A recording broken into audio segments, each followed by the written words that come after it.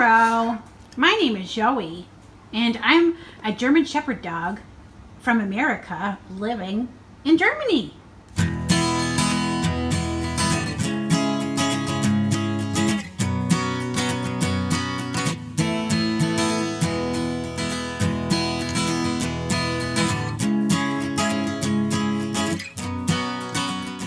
If you like these videos, make sure to subscribe so you don't miss any more of my mom's awesome videos.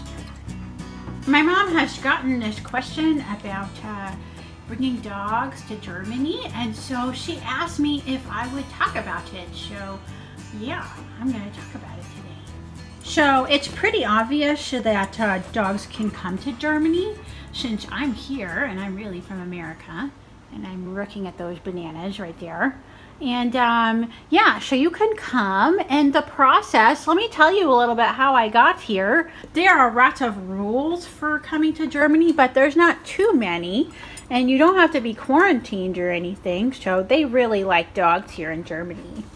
A couple months before leaving the US, I went to the military veterinarian just to get checked out and get more info. I was just super excited about meeting new people.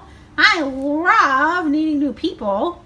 I just hate it when they stick my butt with a thermometer. That's the worst. So yes, there are some rules obviously for bringing your dog to Germany, but there is not a ton.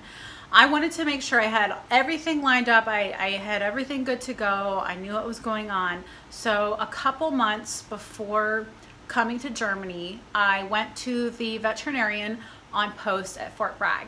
Before I went, I made sure to gather all of Zoey's medical papers from her civilian vet. I had gotten that prior to this, made copies, put it all into my PCS binder, which if you want to see a video on how I made my PCS binder, you can go click the card that'll pop up here and you can go see that. I gave them a copy of her papers. They put it into their system. They got her into the system. I scheduled an appointment for her that would happen a couple months or a little less than 2 months before we left the US. I took Zoey to the military vet and had her checked out, just did a physical exam, just made sure that there was nothing going on that would prohibit her from coming to Germany. They also, this is really, really important, they checked her microchip.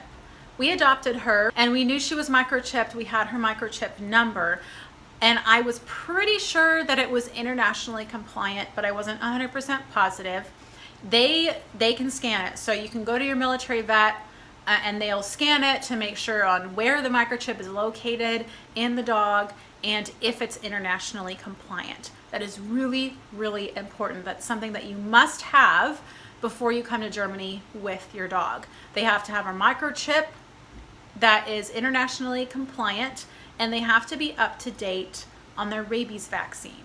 There is a little bit of confusion around this. I heard different things and then I finally figured it out. They do not have to get a new rabies vaccine if they are not due for one. Unless they don't have a microchip that's internationally compliant, then you have to get another rabies vaccine after getting the microchip. So then 2 days before leaving the US, I saw the military vet again to get my health certificate. They said I was good to go. Before you go to Germany with your dog, you have to get them a health certificate from a USDA certified veterinarian. Military vets are USDA certified, so just go to your military vet. That's the easiest route. The health certificate, if you're coming to Germany, is written in both English and German. It's several pages long, like maybe 8, maybe 10 pages of this document. And they just write it up, they do a quick exam. The key thing with a health certificate is that you have to get it issued 10 or less days before arriving in Germany. We got it 2 days before we got here, so that was super easy. My mom bought me this huge crate. Oh, there's something. What is that? Is that a treat? My mom bought me this huge crate, and I'm not too keen on crates, as you can see. I really like being a free dog. but I had to be on one in order to be in one, in order to come to Germany on a plane, you know. You will want to check with the specific airline that you are flying with about guidance, about the whole ear thing. You know, some airlines say like there has to be so much space between the tip of the ears when they're standing and the top of the crate. Patriot Express didn't seem to be super nitpicky. I don't want to put words in their mouth though, but we got a pretty large crate for Zoey.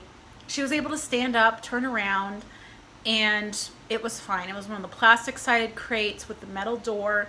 Another thing is to put metal bolts into the crate. The crate will most likely come with those black plastic bolts, and that is not sturdy enough for the airlines. You need metal bolts. You can go to the PX and find an airline kit for dogs, and it has the airline sticker and the bolts and a little water bowl, but I got a bigger one for Zoey because she was bigger. It had a name tag. It had an absorbent pad to put on the bottom of the crate in case the dog had an accident. It had everything in there that you needed, besides the crate, of course, to fly with your dog. I wanted to do a voiceover here because I realized I forgot some information. So we flew Patriot Express. If you want to take Patriot Express, you have to be very diligent and make sure that you get a spot for yourself and your dog on Patriot Express as soon as possible. There are limited spots. I believe there's 10 per flight. At Fort Bragg, I had to go to port call. It may be different places at different bases, but for me, I had to go to port call and reserve the spot for myself and Zoey. I went on the earliest time, at the day that flights opened up for that week in December. I don't remember off the top of my head how far in advance they open, but I think it's at least 60 days ahead of time, if not 90 days. So go to your port call or travel office, find that out, mark it on your calendar, and go get that spot ASAP. I know people who weren't able to get a spot for their dogs on Patriot Express, and they had to send them later. They sent them like with their parents when they visited. So that's always an option. Another option is to send your dog over here unaccompanied. So you arrange, with family, and then they take the dog to the airport for you after you've come here. But that can cost into the thousands of dollars. So I don't recommend doing that. So then my mom decided to drive us to the airport. It was kind of a long drive, but I like cars, so it's fun. Yes, so I decided to rent a car and drive from Fort Bragg to BWI in Baltimore, Maryland. We could have flown from Fayetteville to Baltimore and then Baltimore to Ramstein, but I didn't want to do that for two reasons. One, I didn't want to subject Zoey to 2 flights. It just would have been more stressful, and I just didn't want to do that to her. And 2, it would have been more expensive for us because you have to pay out of pocket for your pet costs when you're moving overseas. The military reimburses 0, okay? However, mileage is reimbursable. Now, if you're coming from California to BWI and then BWI to Germany, that probably isn't going to be realistic for you to drive. Then inside the airport, I had to get into my crate, which I didn't like. I just wanted to be out and free like people. So yeah, the time at the airport was fine. It took a long time to get checked in. You can find out about my airport experience in more detail at the video above, but they weighed Zoey in the crate and it cost, I think, $250 or $275. It is based on the weight of the dog. And again, that's out of your own pocket. But then it was time to go, and it was kind of sad. I could tell my mom was sad, and she put a sweater in my crate so that I could smell her, and that was nice. I was happy about that. And I had water but no food. Oh yeah, my mom secured the crate so I couldn't escape. Isn't that insulting that they think I would have tried to escape? It's not like I'd be a runaway dog. I'd just be trying to find my mom. What's wrong with that? So yes, I was very worried about Zoey escaping. Not very worried, but it was just kind of a worry in my mind. I decided to zip tie her crate door closed just in case. You know, I didn't want to be notified that she was running down the runway or something. Also, to help keep her calm, in addition to the sweater thing about putting a piece of clothing that I had worn into her crate, I used the spray Adaptil, and that is a synthetic pheromone that helps dogs naturally calm down. Do not use a sedative. That is not advisable, but this Adaptil really helps. The plane was a little bit bumpy, and it was a little bit scary. I didn't like it, and then I was super worried when we came to Germany and they took us off the plane and I didn't see my mom, and I was worried she had abandoned me. I was so worried. I can't explain. But then I saw her and I was so excited. Yes, like a banana. I was almost as excited as bananas. And then, oh, I got an itch. Hold on.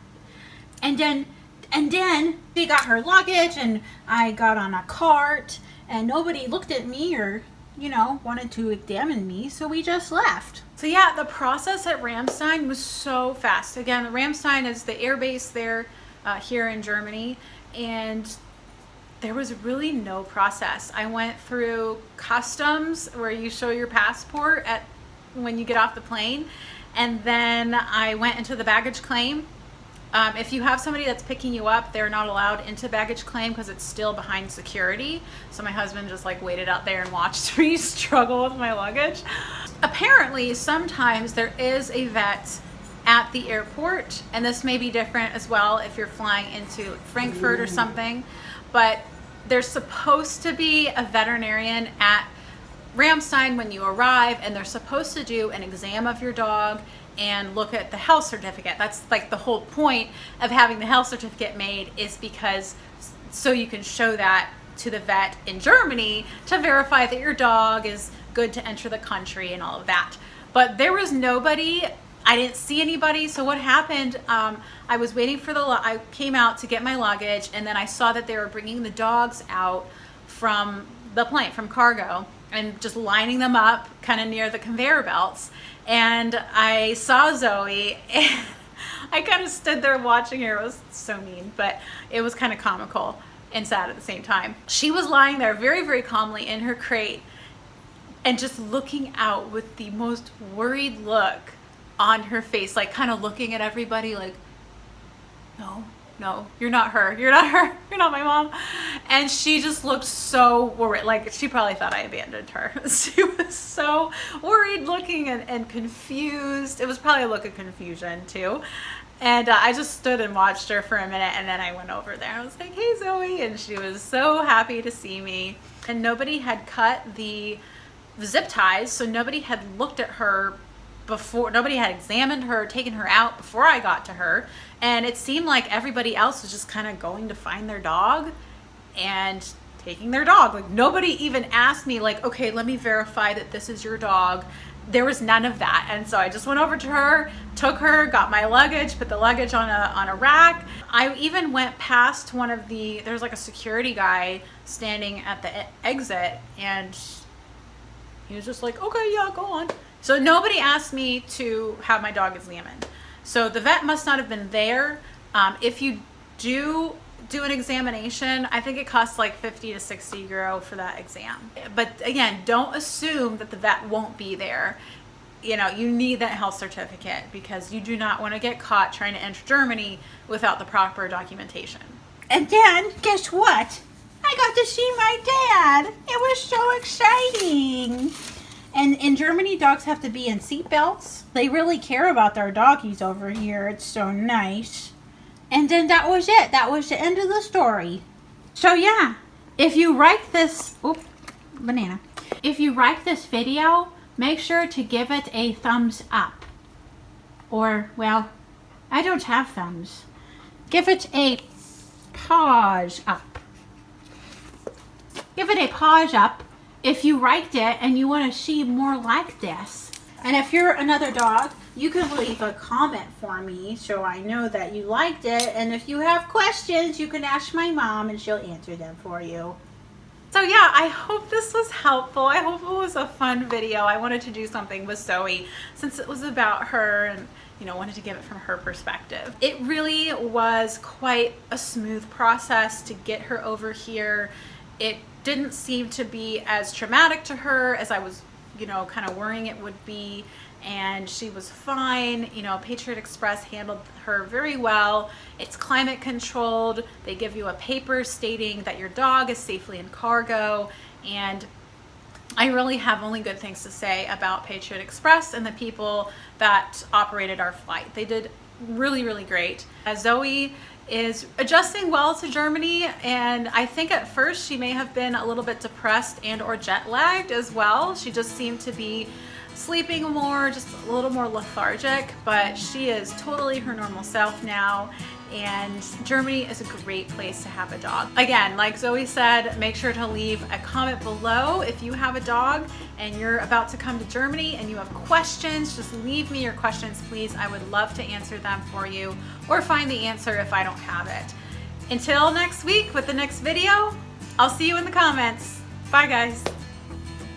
I'll see you next time.